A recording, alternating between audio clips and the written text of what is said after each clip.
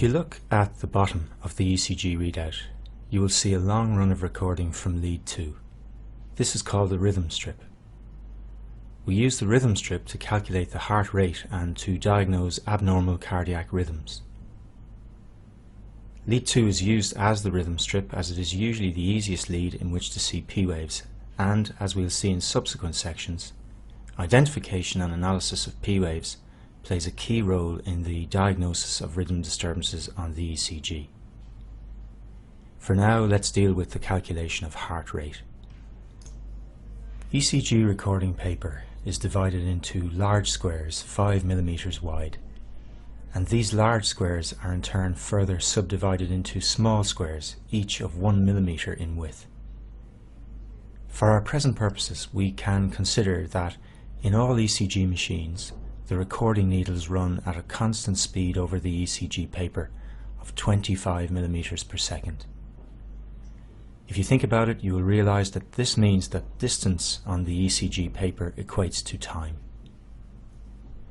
At a recording rate of 25 mm per second, 5 large squares are covered in 1 second. So 300 large squares represents 1 minute. Therefore, the number of R waves in 300 large squares is the heart rate in beats per minute.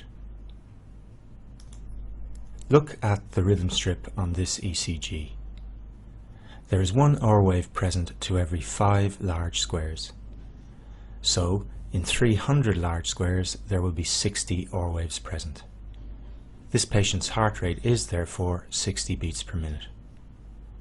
Generalizing, we've found a simple method for calculating heart rate from an ECG. Identify 2 R waves on the rhythm strip, count the number of large squares between them, then take this number and divide it into 300.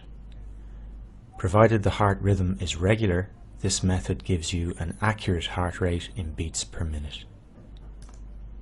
You will also appreciate that as 300 large squares equates to 1 minute, and as there are 5 small squares in each large square, 1500 small squares also equates to 1 minute. Using exactly the same logic as before, therefore, we can also calculate the heart rate by counting the number of small squares between 2 consecutive R waves and dividing this number into 1500. This is useful when, as illustrated on this ECG, the R waves do not fall on a set number of large squares. In some cardiac arrhythmias, which we will discuss later, the heartbeat is not regular, and in fact in many normal hearts, as illustrated here, the heart rate is somewhat irregular due to a phenomenon termed sinus arrhythmia. You will remember from physiology that this is a completely normal variant, with the heart rate slowing during expiration and speeding up during inspiration.